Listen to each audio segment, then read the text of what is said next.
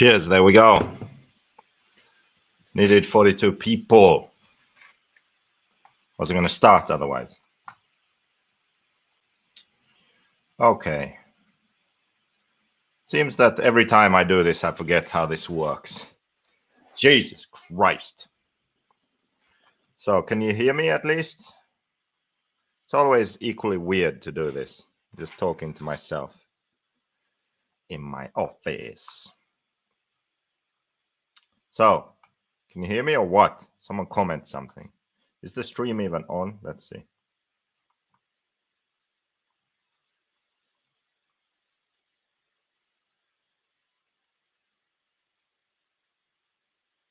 That's weird. Why can't I hear my stream?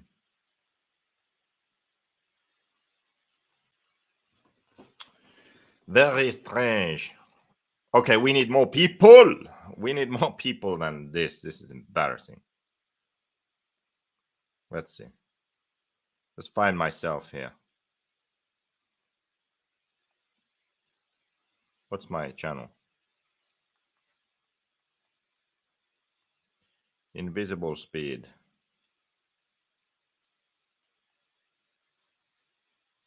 I'm live. It's playing an ad. Stefan, thank you very much. Be a fund. Awesome. Cheers. Thank you very much. Be a fund. Awesome. It's working. Cheers.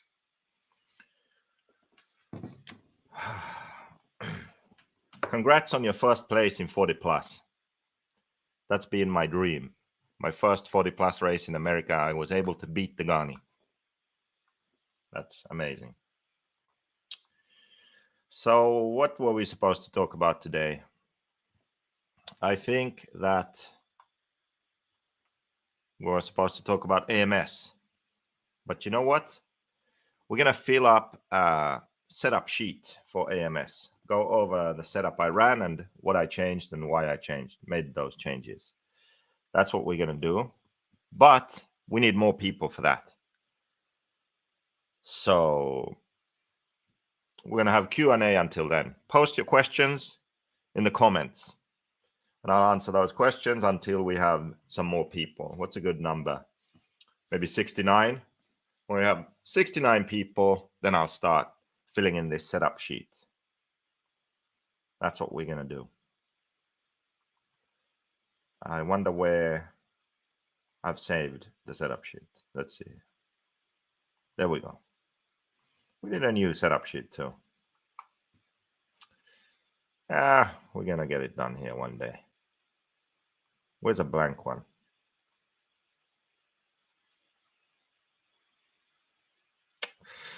Oh, crap. I don't know which one is the right one. I think this one. What's the latest update we've done to the setup sheet? I don't remember. I think this is right. I'm going to save this. Save your ass. Setup sheets. 2023. What is it? November? I'm so organized. I'm an engineer, you know. Organized by month and year. Okay. AMS 14.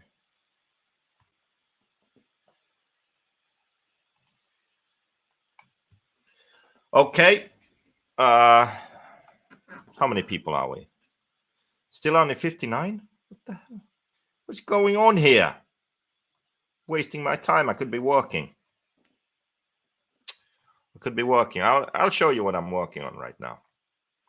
All good. Greg sent some Norwegian crowns. 50 Norwegian crowns. Whatever that is. I have no idea, actually. Maybe 5 euros. That's a guess. David Bauman. And don't forget the whole fund. When will it finally get fixed? Wintertime is coming. It will throw miserable cold wind in it. That is not an outside wall. It's an inner wall. So there's one hole, and the guitar is covering another hole. Just had some issues here at some point.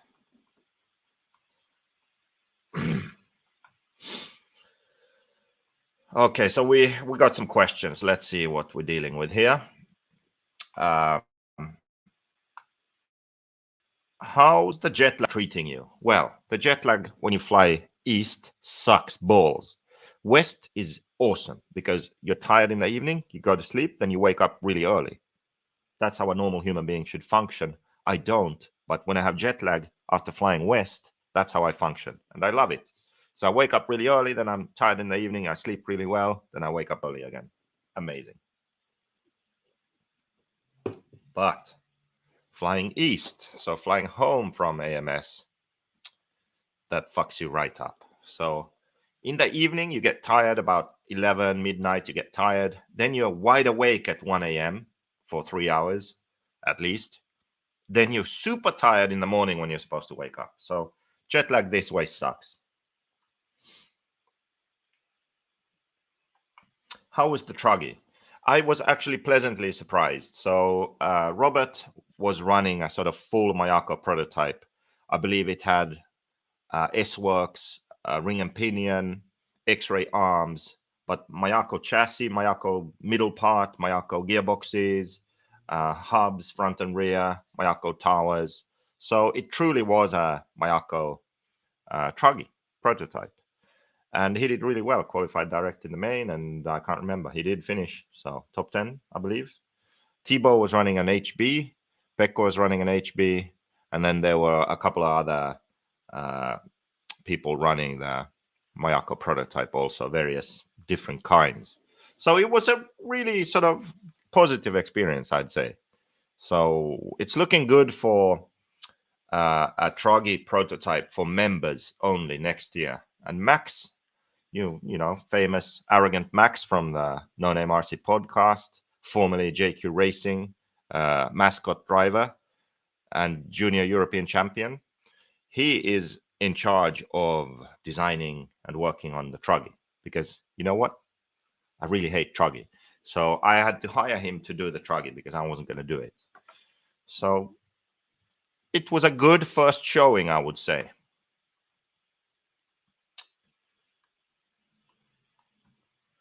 How can I draw the roll center if upper and lower arms are parallel to the ground? So if upper and lower arms are parallel, then the roll center is ground level. So you can, that's how you draw it basically. But as soon as the suspension moves, then you will see that there's some funky stuff going on there. But that's basically what happens. So you have to imagine that the instant center is sort of at infinity. So anyway, parallel upper and lower arms means roll center at ground level.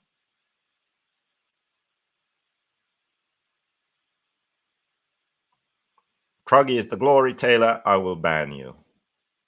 We're at 65. Almost can start this show. Well, before we start, I can show you some progress. We've been working on the book. Let's see here. I can show you this. This is like the first chapter is mostly the same as before. So I'm going to show you something. Share something. What am I sharing here? I'm going to share PDF. Okay, hopefully you can see this. There we go. So we've been working on the book. Graphics is doing the layout. So here's just the first chapter. So you see it's an updated image for the book, definitely. And also there's a bunch of additions here already in the first chapter, but the main additions are new chapters on driving and managing your career and sort of managing a race day and practice, how to practice better. More focused on all the stuff that was missing from the first book. First book focused just on setup. Now we will write more about sort of driving and racing and racecraft and all of that stuff. And also improve on the setup information. So better descriptions of initial versus overall grip, for example, and better description and explanations of roll center, case studies, also some quick reference guides for setup and all that kind of stuff. So there's a whole bunch of stuff in the new book. And also, well, there we go. That's the best view. Also, there is a section at the end of each chapter where it's relevant, where I have an image of a corner. And then I break down how that particular setup change affects the different sections of the corner. So I go more in detail instead of sort of just explaining it in the text, but also visually, sort of corner entry, mid corner, exit, on power, off power, those kind of things, so that you have a better understanding of what the setup change does. So if I switch tabs here, do you see the setup sheet now?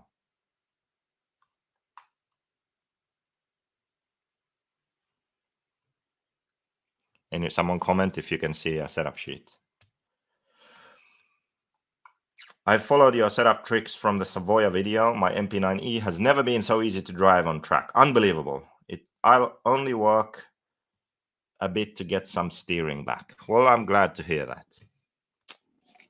So I did something right there. When is the new book coming and what price are you thinking? Well, the price you can see on invisiblespeed.net because it's already available, but it's going to ship, I would estimate, in January. So we wanted to have it before Christmas, but that's not going to happen because I know the printer will take 3 weeks and they have Christmas holidays and everything. So it's just not going to happen. So I would say January it ships. 61 people. I guess I'm just going to have to work on something else then until we get more people, and you can keep on asking questions. When we get enough people, so 69 people here, then I'll start filling in this setup sheet from AMS. AMS track. Date? I don't know. November. Temperature? Well, it ranged from... fuck, I really don't know. 10 to 20, I think. Best lap? I think it was 25.0. Qualifying position 2, final position 1. So the track was kind of, I would say, medium. Surface was dusty, groove with dust around it, low grip, smooth. Can't say it was bumpy. That was kind of smooth. Groove with the dust, I would say. Okay. Ultimate. MXS. Can't even remember what it's called. I used the P3. Pipe. Oh, God. 2142. Fuel. Ha! Sidewinder, I have to be honest. I ran Sidewinder. Degani will be happy. I'm actually run Nitrolux normally, but ran Sidewinder there. Clutch. Stock. Oops. Well, yeah.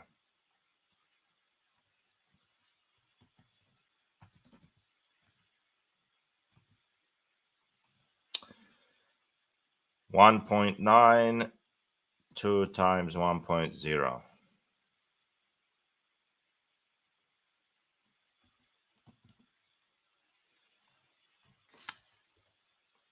67 people. Runtime was up until the last pit stop in intermediate. My runtime was like 9 minutes.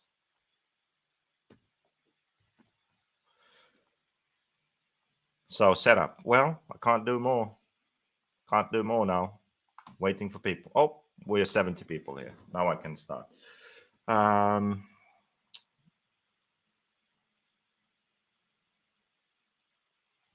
What program is this for editing PDFs? I don't know. Acrobat. Adobe Acrobat. Free. Whatever. This is the normal Mayako setup sheet. It's editable, so.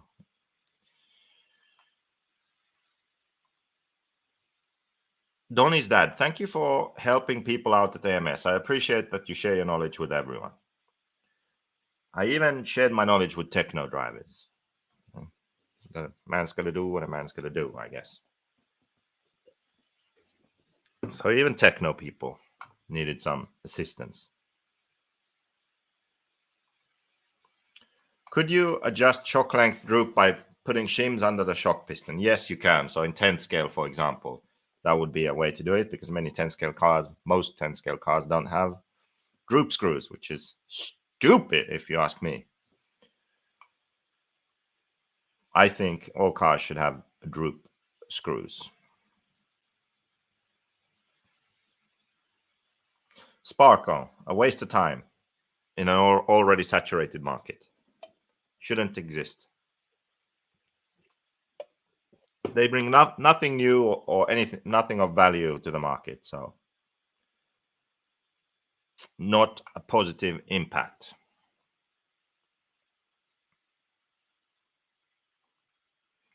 What is a sign that your roll centers front to rear are off? How to correct balance? They are off if your car does funky things mid-corner, or it does funky things when you get on power out of corners. And if on different tracks, different traction levels, your car reacts in a negative way and you have to start chasing the setup. If you want to know how to balance them better, then I suggest you get the online course or the new book, because that's explained in detail there.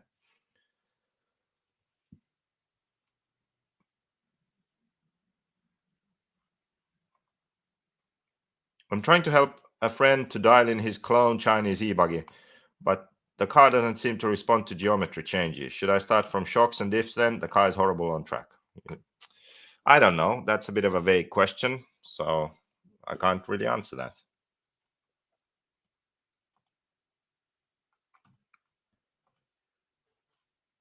Do you notice a difference when going to USA and running 25% nitro compared to the 16 here in Europe? Yes, big difference. Way more fun, and engines actually run mostly. 16 is terrible. Does Mayako have vendors in Norway? I don't think so. We have Mayako Europe. Big silly season moves. Maybe so. I don't know. I haven't been following. Anyway, let's do this setup. So what was I running? Front diff, I was running 30,000. Center, 20,000. Rear, 10,000. So relatively thick diffs. Now on the Mayako, we run thicker diff oils than most other, like most other people on other brands. Can you see better now, maybe? It's just because the internal diff gears are a bit smaller. So the teeth are smaller, so we can run thicker oils. The reason that I went to thicker oils at this race, because I started with 15-15-5 or 15-15-6 I started with, but I went up. So I doubled the oil in the front. I went 5K up in the center, and I went from 6 to 10. So not quite double in the rear. The reason I did that was that this track was loose, but it was a tricky kind of loose where you had a low grip in the groove, but still okay. But then you had really low grip outside the groove because of dust. So it was tricky to enter corners, especially if you were a bit offline.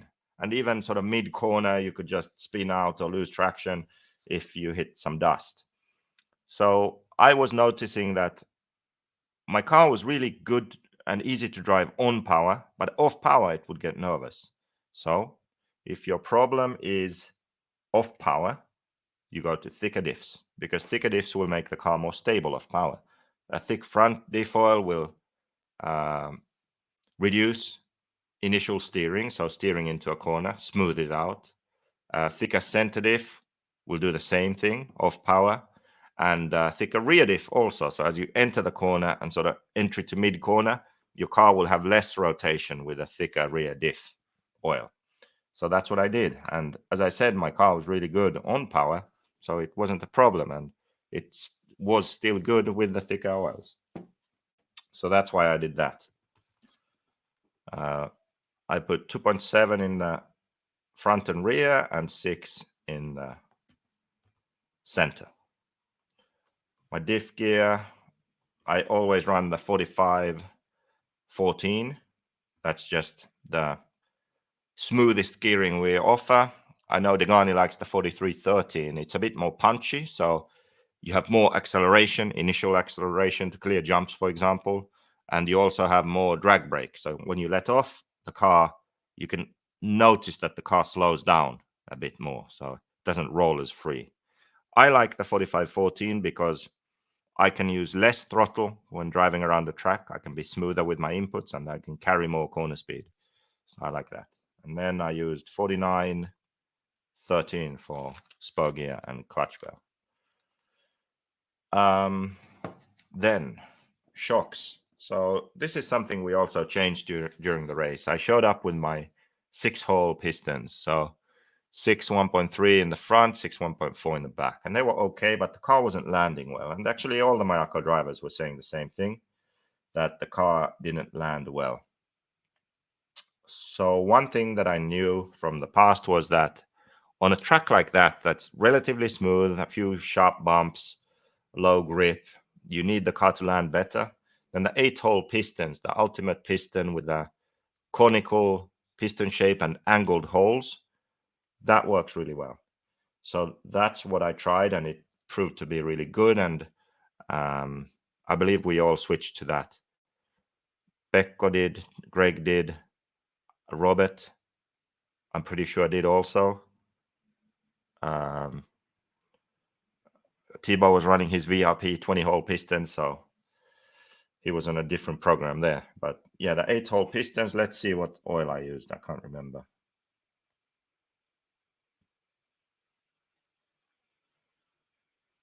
$600 $550. There we go. 600 with the 8 times 1.2 ultimate piston, 550 with the 8 times 1.3 ultimate piston. Spring, I used black front, brown rear. Rebound is always 0. Short shock ends, emulsion.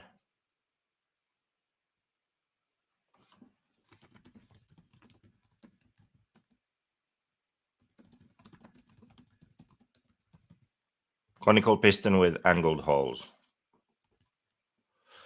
Dialed. So that was the shock setup. So that's something we changed during the race. Which version of the online course should I buy if I wanted info for both on-road and off-road? Well, here's the thing. Both courses contain the same material. So the on-road course will have the on-road stuff a bit faster.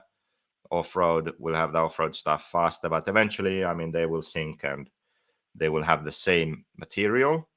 The reason they are different in the shop is that I'm working on the on-road course with Alexander Hagberg, so he needs his share of the income for that. So on-road drivers should get the on-road course, off-road, off-road.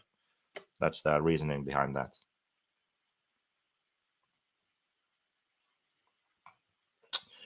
Okay, what else? So steering. I use the Ackerman in the forward hole. I only use the Ackerman in the back if if I'm at a track that's super high grip, edgy, and I have a problem like too much steering mid corner, I might move the link back, because then it has more steering initially, but it sort of turns in and then pushes, and that's easier on very high grip tracks. But mostly I run the steering link in the front hole. Then I don't even remember where I have this. Yes, okay, so I have the long plate and the link in. So this is the smoothest initial steering that you can have.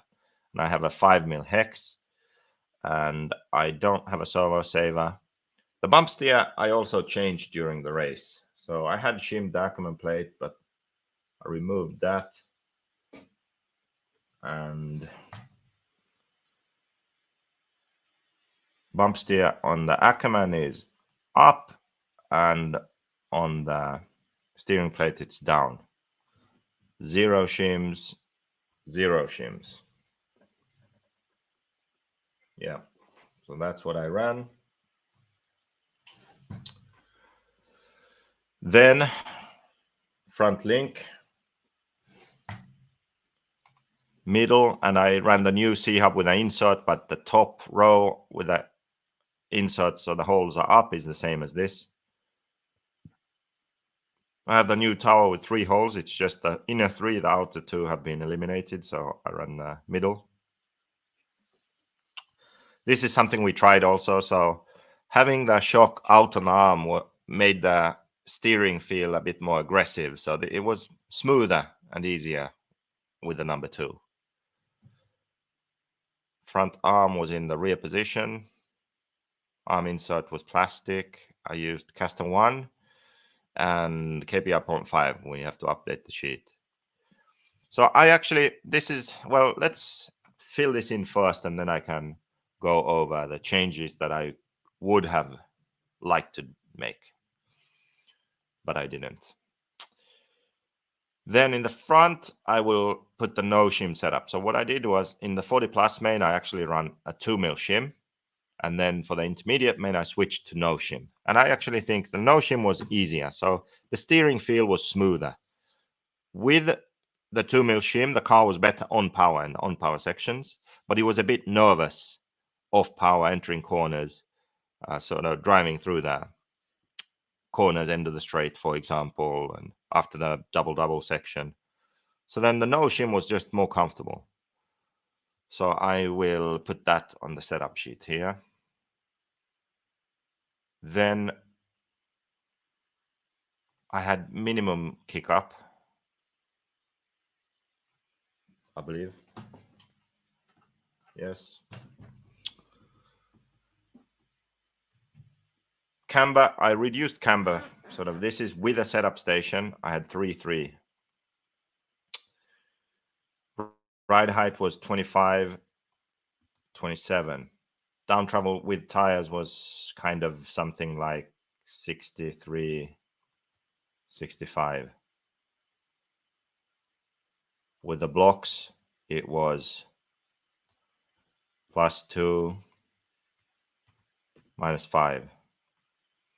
Invisible speed tools coming soon. Then you can do that easily. Anti-roll bars, I went from a 2.2 to a 2.3 when I lowered the front diff, because when you have a higher diff, the front end is stiffer. So I had a 2.2. When I lowered it, I also went to a harder roll bar. That was a good change. Rear 2.5. Brake bias was 50-50 until like 25 minutes into the intermediate main, when it was 0-100. That sucked. Engine mount back, long, throttle mount long.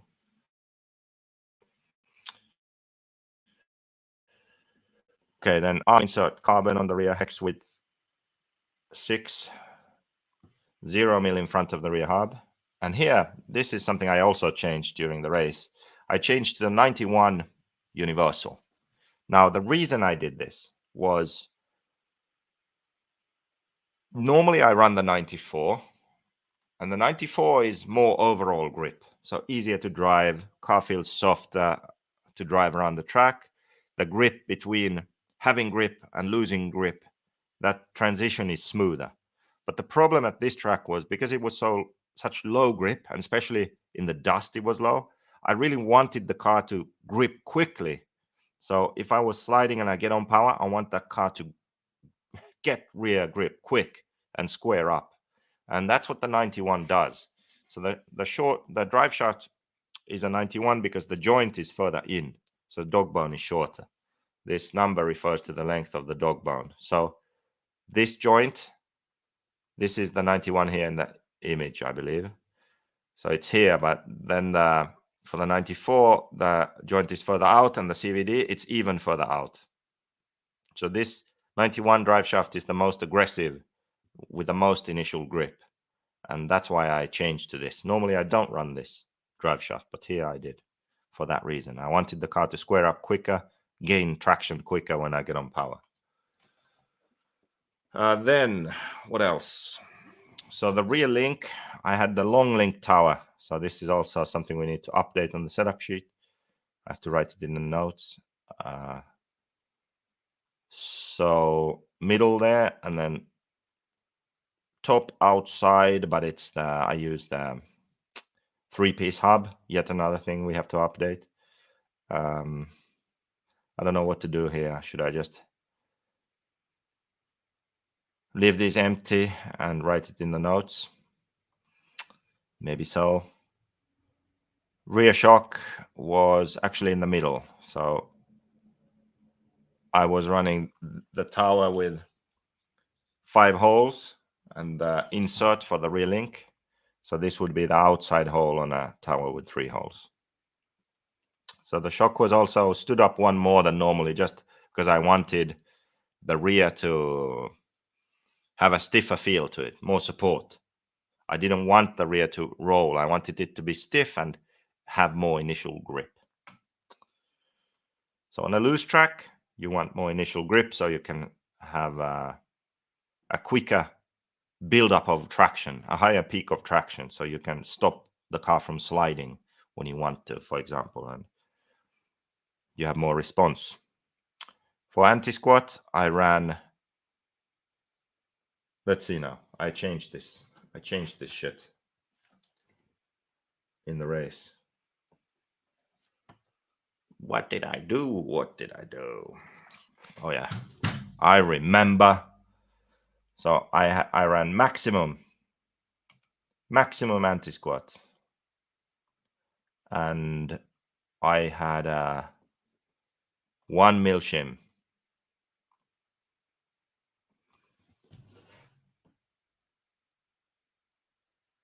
I had a 1 mil shim, but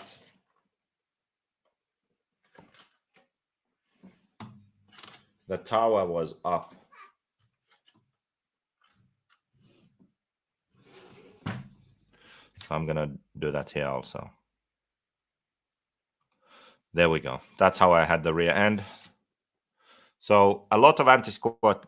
Degani, he's too old. He couldn't handle this. So the large amount of anti-squat helps with rotation in corners and also squaring up and accelerating out of corners. But mainly you drive in the corner when you have a lot of anti-squat, you have more rotation.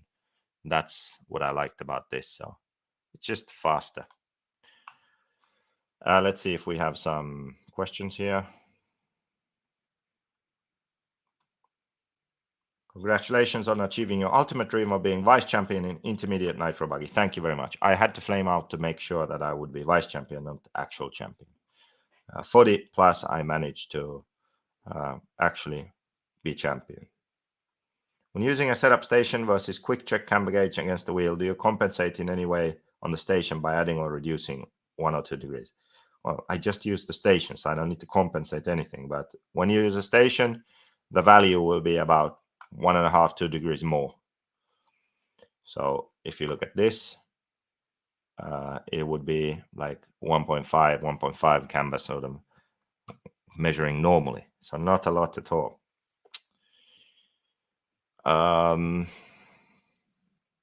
What else? Tires. I mean, I ran hot race in qualifying. The hot race Sahara white compound was actually the best.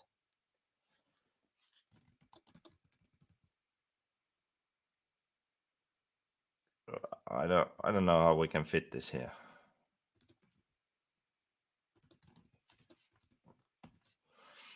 Hot race and JC. And then as the track sort of got looser and dustier, then I switched to J Concepts Reflex. And they were really good. So I ran blue for both mains, but I should have actually run green for the intermediate main. It got late and the temperature dropped, and green would have been better, but I ran blue. So Sahara for hot race and Reflex for JC. That's what I ran. Compound, white, blue.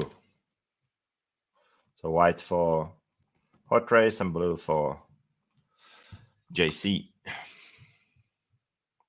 I didn't glue the inserts. I don't typically like that.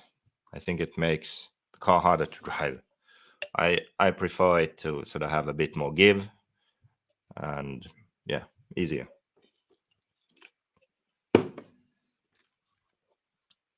Body shell was the 2.0. Wing also 2.0. Wing position was all the way to the front. Wing flaps, neither, gurney. We only have one, actually. Okay. What did I miss? So 2+2 chassis. It's going to be the new long chassis for next year. So it's 2 mil longer in the front and 2 mil longer in the rear. Then 3-piece hub, 2 mil length, shim,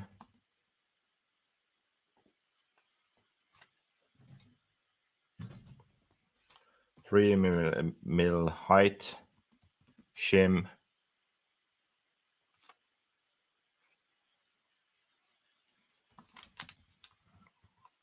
top, outside link, middle axle height, middle arm length, offset. So I'll just show that to you real quick. If we can get it to focus, it magically focused, you see. So it's the 3-piece hub. I ran the middle length for the arm insert, and then you have to match it in the hub. So middle hub offset setting. And then for the link, I had the 2 mil length shims and 3 mil height shims, middle axle height. So the reason for running that offset is that it's faster than running the long arm. It has more rotation, and it's the good kind of rotation where you go in the corner, you have good rear grip, then mid corner it sort of loses a bit of grip and allows the car to rotate, but as soon as you get on power, then the rear grips again. So I like to run that when I can get away with it, and then if my car is too hard to drive, then I go to the long arm. But I would say that that's something I do when the track is very inconsistent or edgy or high grip. For low grip, the middle setting is just about always better. So there you go. So for most American tracks, I think the middle setting is very good indeed. What other notes did we need to put? So camber set with station. That means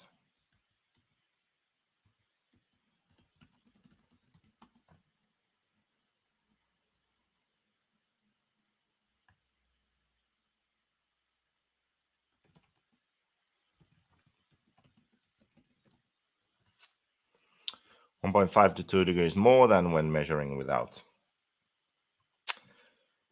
And what else?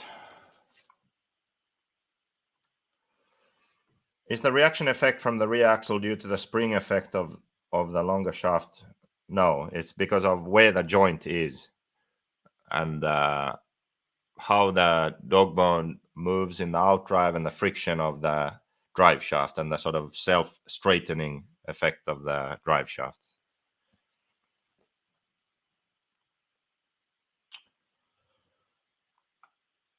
Then,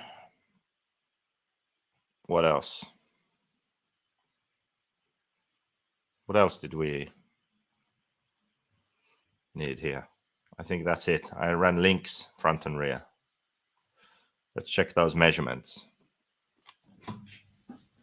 Just so we have them. Just so we have them.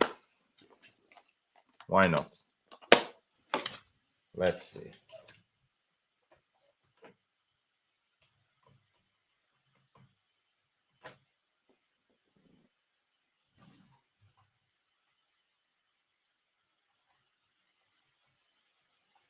$38.6.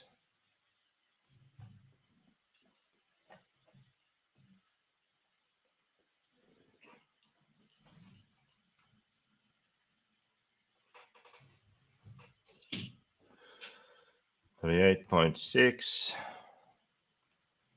29.5.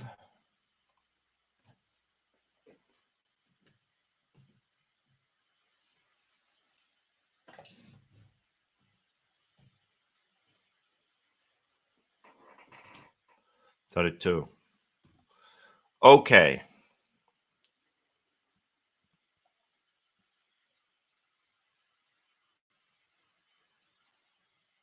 I think that's it. So then, what did I think of after the race that I could have changed, which would have been good? Because that always happens. Well, one thing was caster. Oh yeah, I forgot that. I need to add here. KPI 0.5, caster 1. So the KPI I ran was KPI 0.5. It's good because it has just a bit smoother initial steering than KPI 0, but then mid to exit of the corner, it's very easy and stable. So KPI 1 is even smoother going in, but then mid to exit, you can have some oversteer or your rear can feel a bit loose, like it wants to fishtail when you exit a corner. With the KPI 0.5, it's easier in that sense that when you get on power, you know that the rear is locked in. So I like that. But I was thinking that I should have actually tried caster 2. I think that would have been a good choice, especially for the mains. So I wish I had tried that.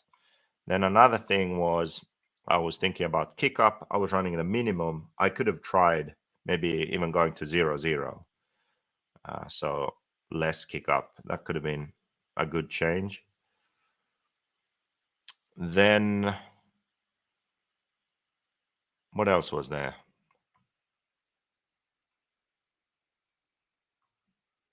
I think those were really the main things that I thought of after the race. Would have been good to try. But I mean, overall, I was really happy with my car. So, I mean, I really didn't need to make any changes. I would say another thing that if I was there testing, for example, I would definitely try to adjust camber. Front and rear camber, front and rear droop, front toe. I would have played around with that. I will put 1.75 front toe out because I remember I measured that. The new invisible speed setup station, you can also check the actual throw. So you can measure that maximum steering angle and you can measure the acumen. So that's a good thing with that setup station. For example, the Aeromax, you can't do that. I don't actually think that you can do it with any of them because the camber plates aren't wide enough. So any questions about this setup here?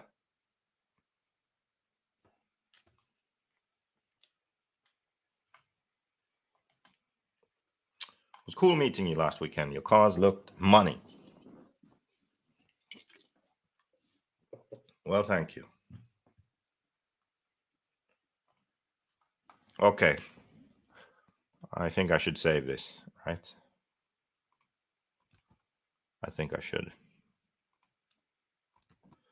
That's saved. So I showed you an update on the book, the new book. We did the setup sheet. What else?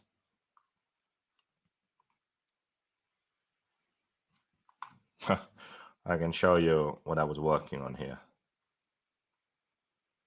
Share screen, share window.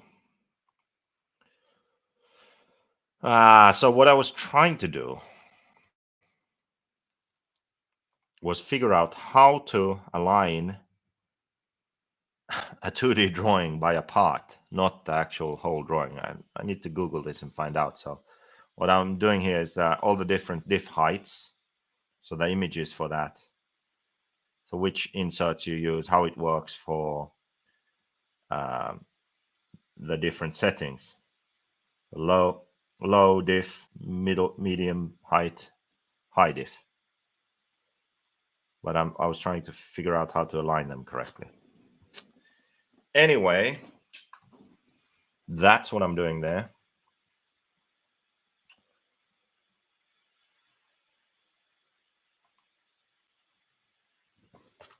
What else? So we talked about AMS a bit. I guess we're going to recap the race and all that bullshit with Lefty, so I won't bother talking about that here. I talked a bit about setup, did the setup sheet. What else did I write in the description? Oh, course update. So we'll have some live sessions here before Christmas. We'll go over some homework stuff, and also we'll have some top drivers who shall remain nameless, anonymous for now, but there will at least be a couple of American drivers, maybe 3 even. And then I have to think of some good European driver to have on. So really top names and a couple who haven't been on before. So that's going to be exciting. And the dates, I don't know anything else than December at this point. So we'll have more live meetings for Invisible Speed in December. And also Black Friday is coming up, and A-Main always does Black Friday sales. So let's see what they do now with the course, because A-Main is selling the Invisible Speed online course now. So follow them and their Black Friday sales.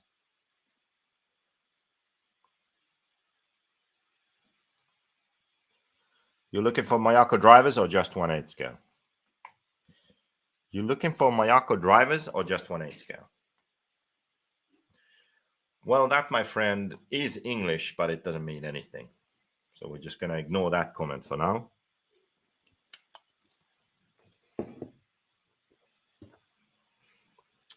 What else?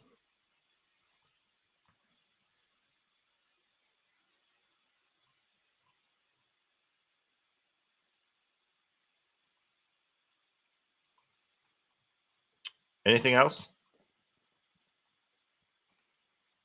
Or are we good? Are we done here? Any last question? Someone ask a last question.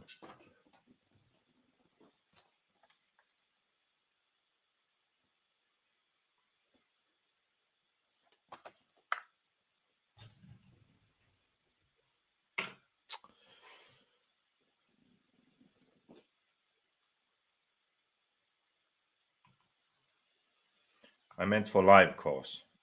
No, they are actually none of those that I mentioned are Mayako drivers. So they are drivers from other brands that haven't been on the Invisible Speed course before.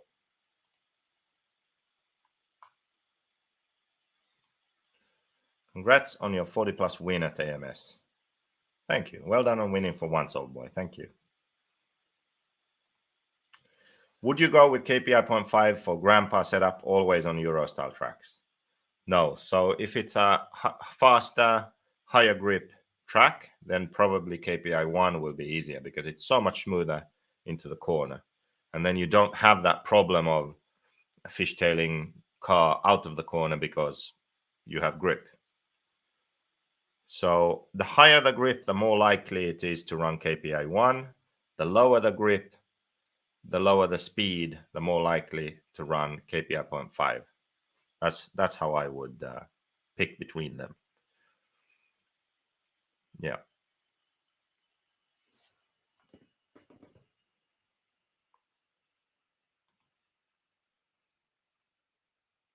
Okay. I think that was the last question. I think so. I'm going to be here now. I believe I'm going to be here now for 1, 2, 3, 4 weeks. So potentially I can have 4 Thursdays that I have this live YouTube thing. Maybe for one of them we should try and get a guest. That could be fun. Just sort of not even like an invisible speed thing, but more so just have a guest and talk a bit of shit. Of course, talk some setup too, but I think we could do that. I'll try and get a guest for one of these. What do you guys think? Any suggestions for a good guest? I've never had a guest on my YouTube live, I think, like this, but could be a good one.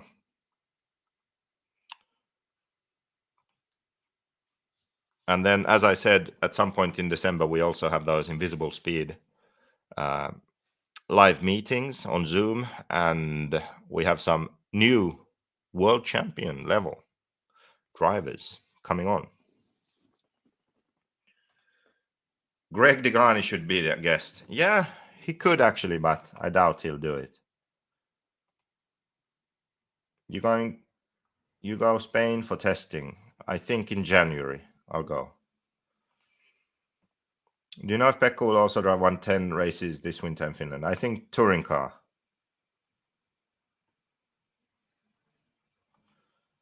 Ty Tessman as a guest. I doubt we'd get much out of Ty, you know. He's a bit on the quiet side.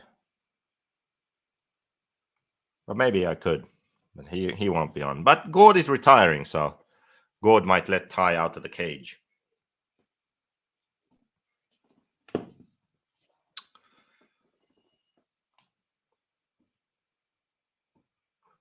Jared Wiggins. That would be a good guest, actually, to have Jared Wiggins on. Filong is too young. We talk about Angry Birds or something. I don't know. I can't relate. He's 12.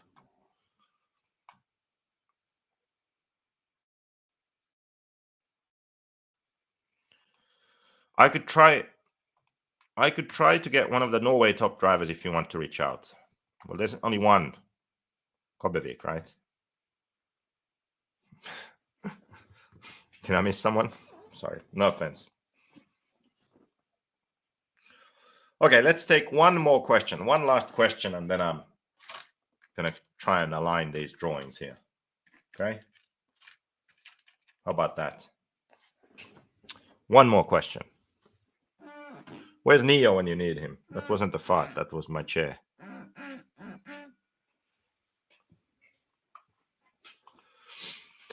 I would say max and get a setup battle on live. No, that's one option. If we can't get someone more interesting than Max, then we could have Max on. We could battle.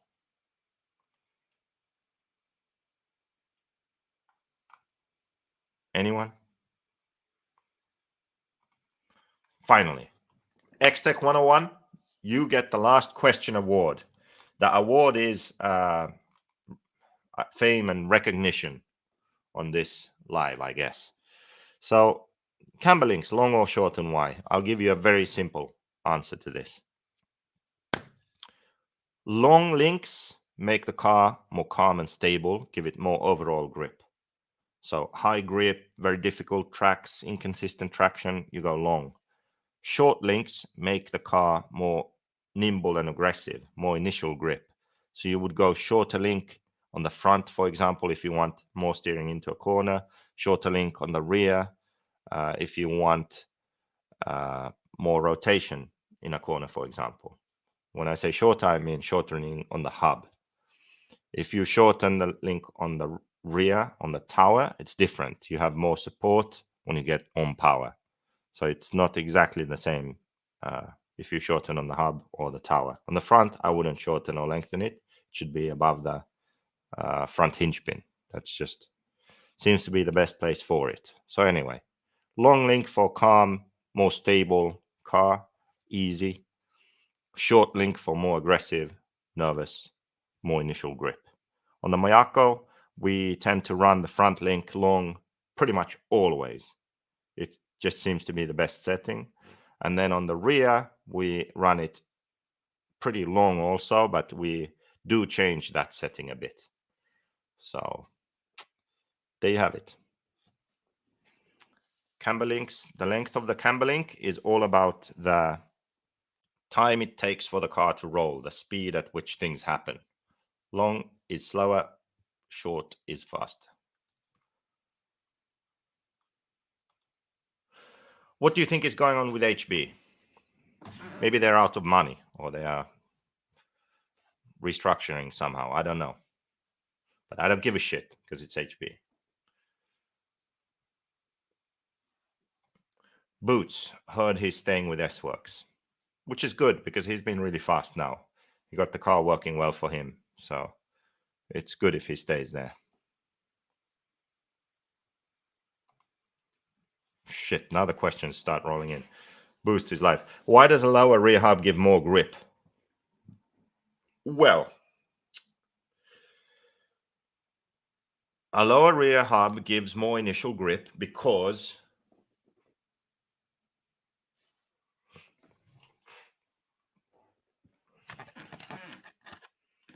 imagine this is the wheel. When the hub is lower, the wheel is actually in a different position to the arm, right? So the hub is lower, wheel is like that. This distance, the distance between where the tire is touching the ground and this hinge pin is larger. What does that do? That acts as a moment arm. As you drive into a corner, let's say this is the outside tire, the car is pushing on the wheel, the tire is gripping the ground, it would like to flip over into positive camber. If there wasn't a link here, the hub would just flip like that, but it can't.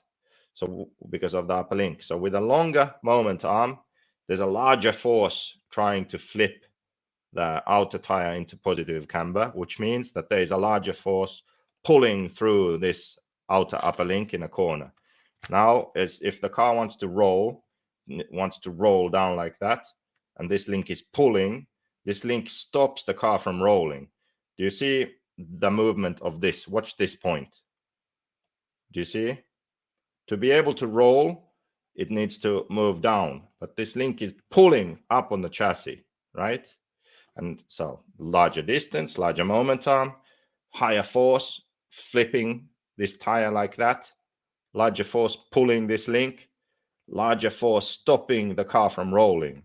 So there's more geometric roll resistance. It's not allowing the car to roll.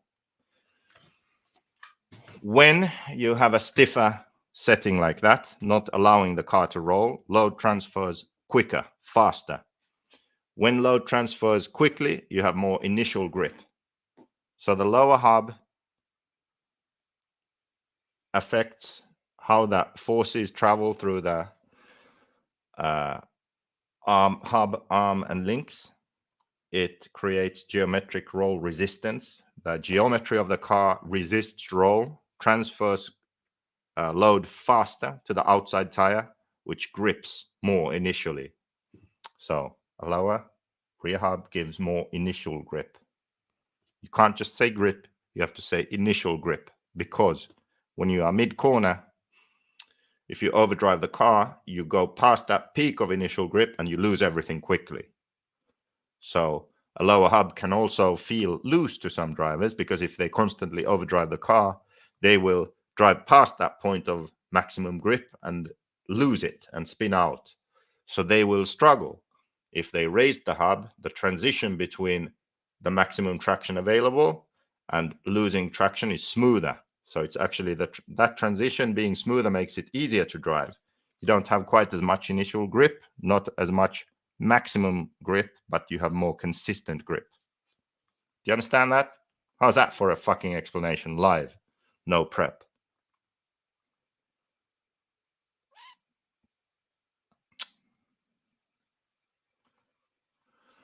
When and why should I use progressive springs? Progressive springs add grip to the car.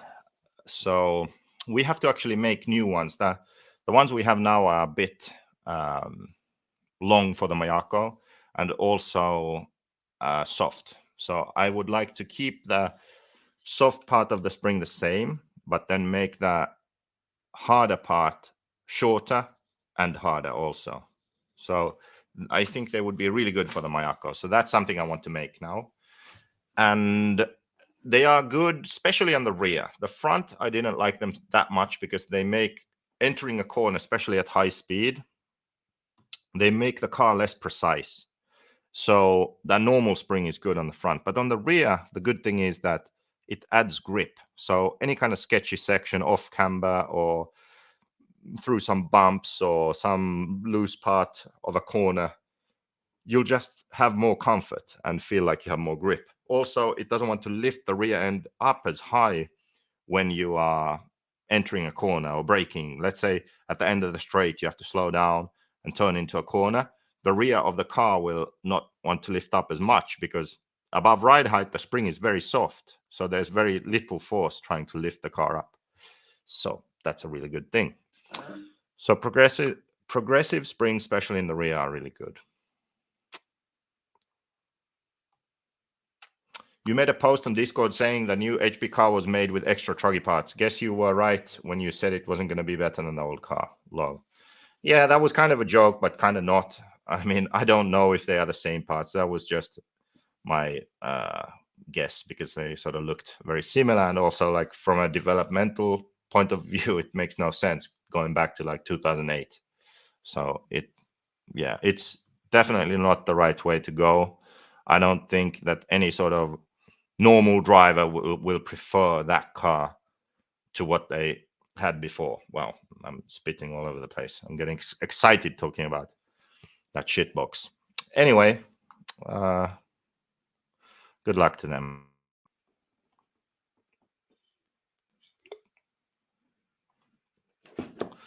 Would little washers under the clutch shoes on the Mayako clutch make any difference? Yeah, actually, maybe that would be good to reduce the wear.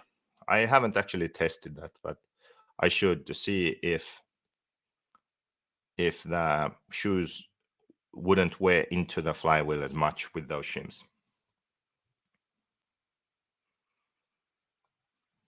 When are you going to flip your shocks upside down? Just kidding. Yes, I did a whole video about that, and I'm still waiting for those whole bros to make a rebuttal because their reply video kind of sucked, to be honest. They didn't actually test what I asked them to test. So maybe this winter they will, and then they can do a response video. That'd be cool. Okay, that was way more than one question, and now it's already 20 past 10.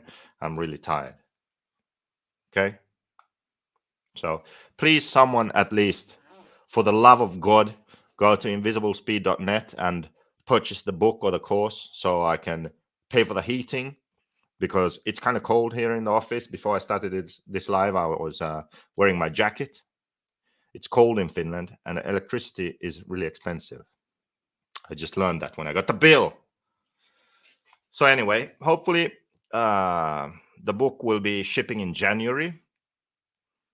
It's going to look epic. I mean, I showed you how epic it's going to look. Let's go check that out again before we leave. And for the online course, as I said, we'll have more meetings in December. We'll also have completely new, what should I call them? Coaches. Completely new coaches to Invisible Speed. A couple of Americans, non-Mayako drivers who haven't been on before, who have agreed to come on. That's cool. And then we have to find some Euro guys also. Anyway, check this out. How did I do this? I went to the read mode. No, it's not read mode. Full screen. Oh my God, it's not that. Definitely not that. How did I do this?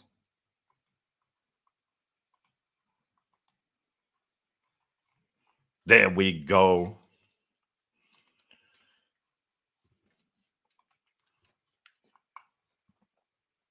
Having some technical problems here because I'm retarded.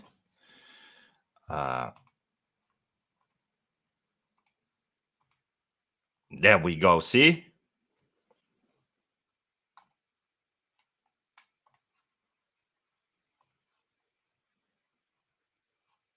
We got a new book, updated image, looks much better. Malgraphics is doing the layout, and of course, better content, improved content. So you can go and pre-order that right now if you want to, and it should be shipping in January. That's the latest on the book. A lot of added information in the book,